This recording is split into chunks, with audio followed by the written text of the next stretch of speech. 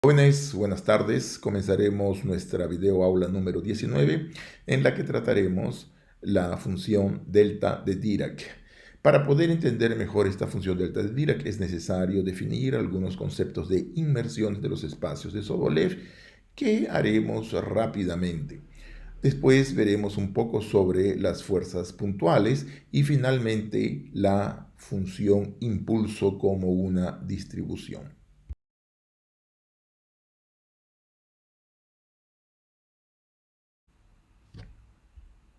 Nuestro punto de partida será estudiar los problemas de equilibrio.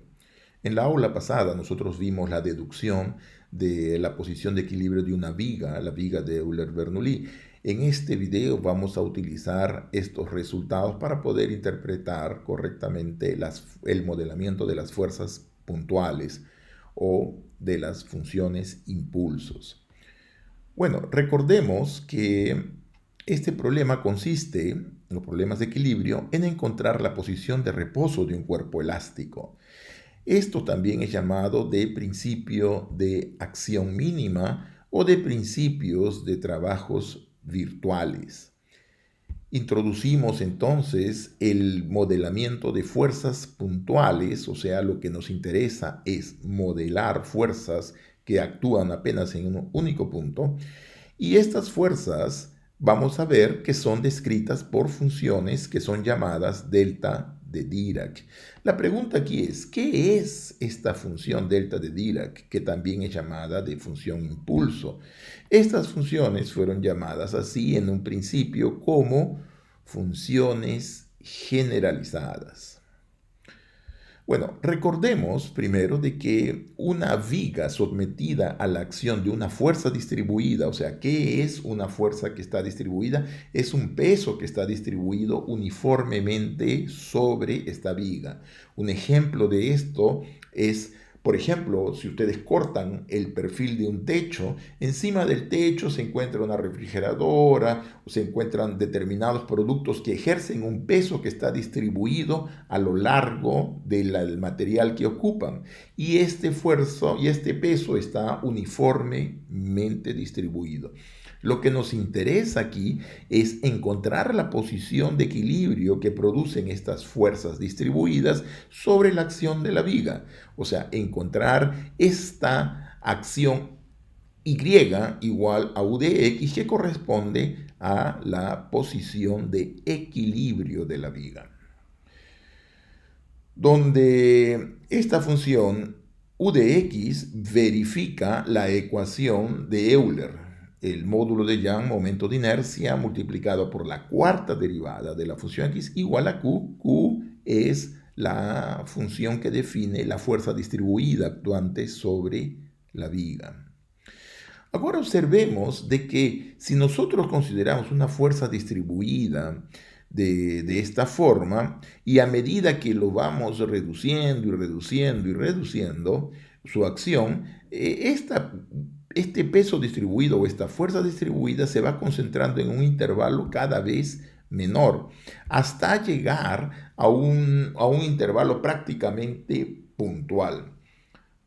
O sea, la fuerza viene a ser, eh, viene a actuar únicamente sobre un punto, ya no está distribuida. Es como si nosotros concentrásemos toda la fuerza encima de una aguja que está encima del techo o de cualquier viga elástica. Y ustedes deben de verificar de que la acción, por ejemplo, de una aguja o de un clavo es completamente diferente a la acción de una refrigeradora que está actuando encima de una viga, ¿no? O sea, eso de ahí es bastante claro. Si no, ustedes, por ejemplo, hagan lo mismo con un ladrillo encima de su mano y una aguja con el mismo peso del ladrillo encima de su mano. O sea, es una acción completamente diferente. La fuerza distribuida está distribuida alrededor del punto B. Y allí estamos considerando una fuerza que es constante. Recordemos de que la resultante de las fuerzas distribuidas es igual al área de la figura que define la distribución de esta fuerza.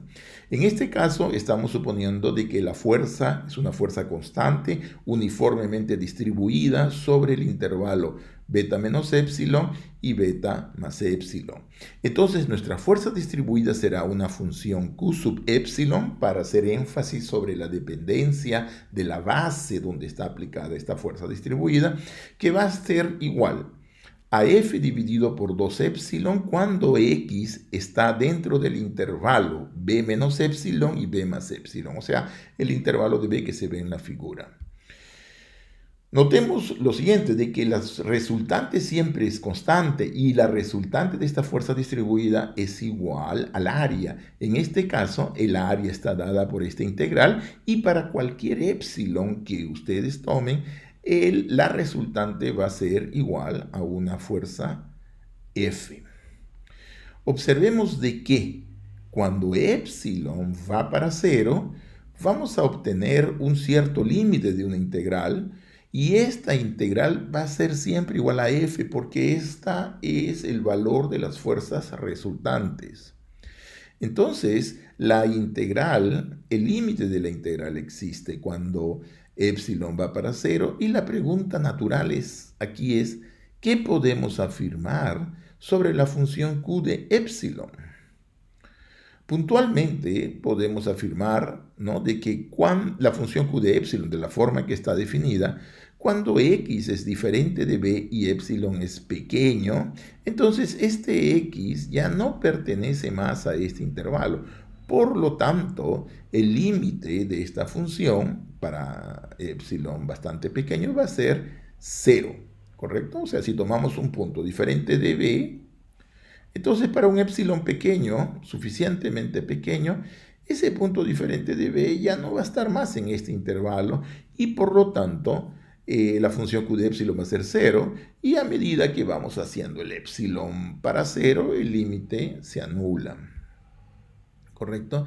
En cambio, para x igual a b, tenemos una cosa completamente diferente. B siempre va a estar dentro de este intervalo para todo epsilon positivo y eso significa de que el límite cuando epsilon va para 0 de Q epsilon en b es igual al límite de f sobre 2 epsilon cuando epsilon va para 0 y nos sale la función infinito, o sea, nos sale un número infinito, ¿correcto?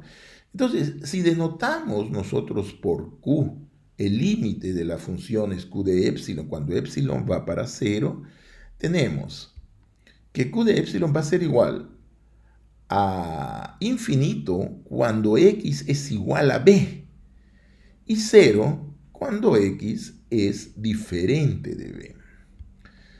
Entonces Q no está definida correctamente como una función integrable. Observe que aquí hasta este momento el mayor espacio que nosotros estamos trabajando es el espacio de las funciones integrables que contienen a las funciones continuas, diferenciables, a las funciones infinitas. O sea, por el momento nuestro universo son las funciones integrales y Q no es una función integrable porque o sería 0 o sería infinito y infinito no es, ¿no?, un número. Entonces, esta función Q no es una función nula y esta sería una función generalizada. Consideremos entonces la convergencia débil de las secuencias Q sub epsilon y para esto tomemos una función phi continua. Como tenemos que la integral de Q sub epsilon es siempre constante, vamos a tener que la integral de Q de epsilon multiplicada por phi menos este valor, después factorizamos y ahí obtenemos que esta integral va a ser menor o igual que f, porque sacamos el valor absoluto de phi de s menos phi de b, ahí nos queda simplemente dentro de la integral q epsilon, recuerde que q epsilon es positivo, y por tanto la integral de q epsilon es igual a f. Entonces tenemos esta desigualdad. ¿Qué es lo que nosotros vamos a probar? Vamos a probar de que el límite cuando epsilon va para 0 de esa integral multiplicada por phi es igual a phi de b multiplicado por el valor de f.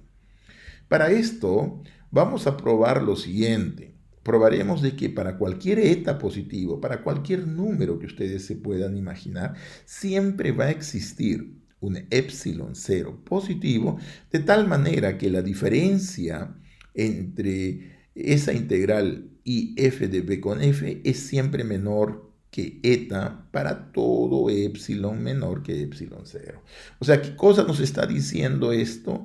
Nos está diciendo que si nosotros desaparecemos la dependencia de epsilon cuando tomamos el límite, o sea, tomando el límite en esa expresión, vamos a encontrar de que el límite de esta integral menos phi de b con f es tan pequeño cuanto ustedes se imaginen, y eso implicará la igualdad que nosotros tenemos al inicio de la expresión. O sea, eso nos implica que ese límite es igual a phi de b por f. ¿Correcto? Entonces, fíjense, aquí el argumento principal es la continuidad de la phi.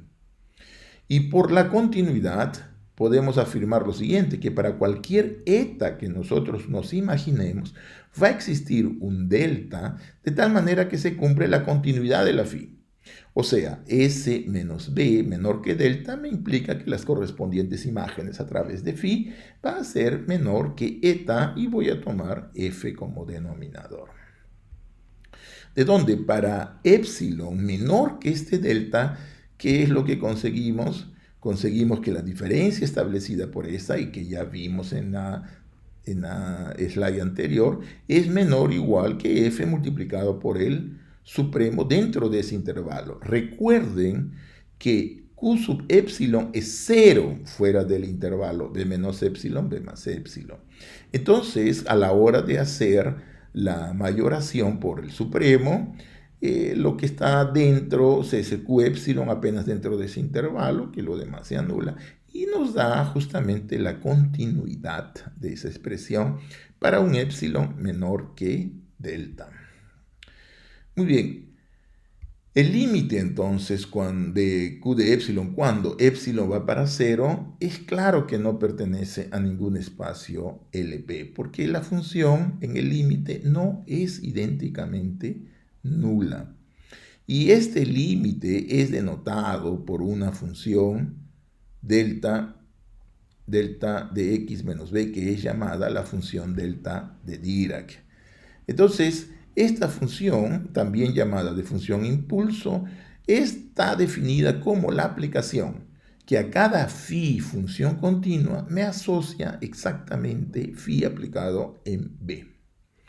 Por tanto, fíjense, el límite que nosotros acabamos de descubrir va a ser igual a phi de b multiplicado por f, y esto va a ser delta de Dirac aplicado en la phi y multiplicado por f. Entonces, este es el límite de las funciones. El límite de las funciones q epsilon no es una función común o una función integrable como nosotros estamos habituados a trabajar. Esta es llamada de función generalizada. Notemos de que q de epsilon como función integrable se identifica, q de epsilon para cada epsilon se identifica con una distribución. Por tanto, la función delta de Dirac es una distribución que está definida sobre el espacio de las funciones C0 infinito, espacio de las funciones infinitamente diferenciables con soporte compacto, es lineal y continuo, ¿correcto? Muy bien, la función entonces delta de Dirac como un elemento de h-1. Para mostrar que esta es una relación, que esto es verdad, vamos a tener que hacer unas pequeñas introducciones. La primera es considerar que h-1, vamos a recordar, es el dual del espacio h01, que por su vez es la clausura con relación a la norma de h1 de las funciones infinitamente diferenciables y con soporte compacto dentro del intervalo abierto 0L. Lo que significa que todo elemento de h01 es el límite de funciones del espacio de C0 infinito. Primero vamos a probar de que todas las funciones que están en H01 de 0L son funciones continuas y que esta inclusión no apenas es algebraica, sino también topológica. Muy bien, o sea, aquí este es un teorema bastante importante porque observe de que los H1 han sido definidos a través de funciones integrables que están definidas casi siempre. Gracias a esta inclusión podemos decir de que todo elemento de H01 es una función continua. Bueno, probaremos primero la siguiente desigualdad. O sea, probaremos de que el supremo de una phi sobre el intervalo 0L es siempre menor o igual que la correspondiente integral desde 0 a L para todo elemento de ese cero infinito. O sea, vamos a tomar una función de ese cero infinito y vamos a demostrar que esa desigualdad se verifica. El teorema fundamental del cálculo, que es nuestra arma fundamental aquí, nos afirma lo siguiente, de que la phi de x es igual a la integral de 0 a x de la derivada de la phi al cuadrado.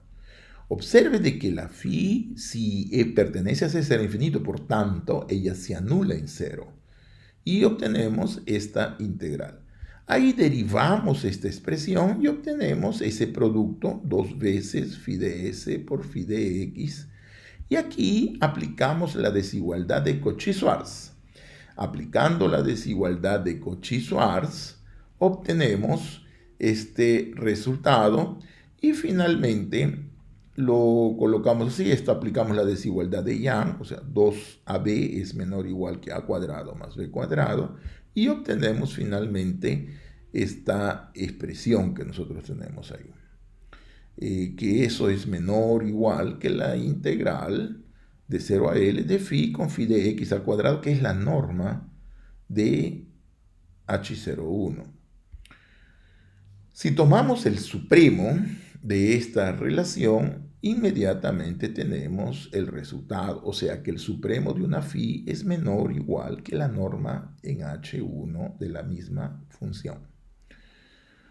Ahora, vamos a tomar una función f que pertenece a H01. O sea, vamos ahora a demostrar la inclusión. Si yo tomo una función f que está en H01, voy a concluir que esta función f es una función continua. Muy bien, por la definición de H01 va a existir una secuencia de funciones infinitamente diferenciables que convergen fuerte, que convergen en la norma de H1 para f. Usando la desigualdad anterior para las correspondientes diferencias de Cauchy, observamos que el supremo de la diferencia de Cauchy en phi es menor o igual que la norma en H1 de la diferencia de Cauchy. Luego, para phi que pertenece a C0, luego la secuencia phi sub ni de funciones infinitamente diferenciables y con soporte compacto forman una secuencia de Cauchy en el espacio de las funciones continuas y por tanto es convergente en este espacio de las funciones continuas. Como ya sabemos de que phi converge para f por la unicidad de este límite, o sea, si phi n es convergente en las continuas, existe una función continua para el cual esta función converge, porque las funciones continuas son completos con relación a la norma del supremo. Pero por otro lado, ya sabemos que esta función converge para una función f que está en H01. Por tanto, por la unicidad del límite, concluimos que esta f tiene que pertenecer a las funciones continuas y esto muestra la inclusión. Tomamos un elemento en H01 y demostramos que es una función continua.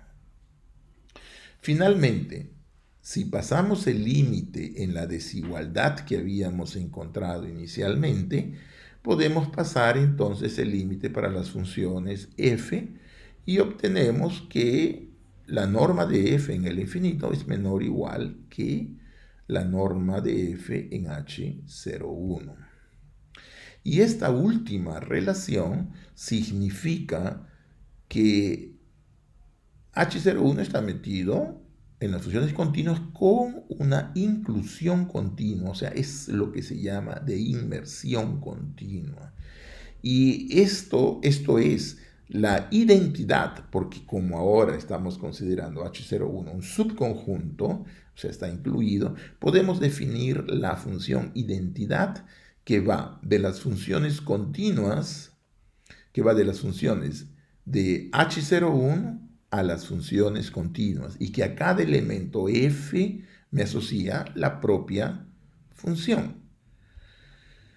Entonces tomamos la función f en la norma de las funciones continuas, que es la norma del supremo, y obtenemos que la norma del supremo es menor o igual que una constante veces la norma en H01. Esto para toda función de H01. O equivalentemente, utilizamos una notación más compacta, la norma del supremo, que es representada con un subíndice infinito, va a ser menor o igual que una constante veces la norma multiplicada por la norma de f en el espacio H1 de omega. Entonces, esto hace que la identidad que introduce H01 sea una función continua, lo que corresponde o lo que se llama que la inclusión sea continua, ¿correcto? Entonces, cuando se habla de inmersión continua es porque el conjunto está contenido en el otro y que la aplicación identidad es continua con relación a la norma de cada uno de esos espacios. Finalmente, con la inclusión, ¿no?, de H01 entre las funciones continuas, podemos afirmar de que la función delta de Dirac pertenece a H-1. ¿Por qué podemos afirmar esto? Bueno, para que esta función sea H-1, o sea, para que esta función pertenezca al dual de H01, lo que debemos demostrar es de que es una función lineal y continua definida en H01 y con valores en R. Entonces, para esto tomamos una función phi cualquiera que pertenece a H01 y entonces la aplicamos al delta de Dirac. Tomando en valor absoluto nos da el valor absoluto de la phi de b, que es la definición del delta de Dirac. Observemos de que phi de b es menor o igual que la norma del supremo de la phi, y ahí aplicamos el resultado de la desigualdad anterior, que nos dice que la norma del supremo es menor que una constante veces phi de la norma de H1 o en este caso H01. Esto significa de que la función delta de Dirac es una aplicación lineal y continua definida en todo H01 y va a valores reales. Por tanto, entonces, el delta de Dirac pertenece al espacio H-1 de 0L.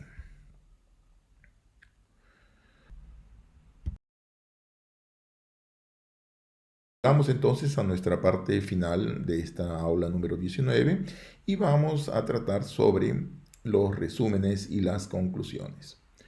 Primero, introducimos las fuerzas puntuales como un problema de modelamiento y como una aproximación de funciones distribuidas cuyo soporte se va reduciendo y el área permanece constante. Esto hace posible que definamos la función delta de Dirac y en primer lugar la conocimos como una función generalizada.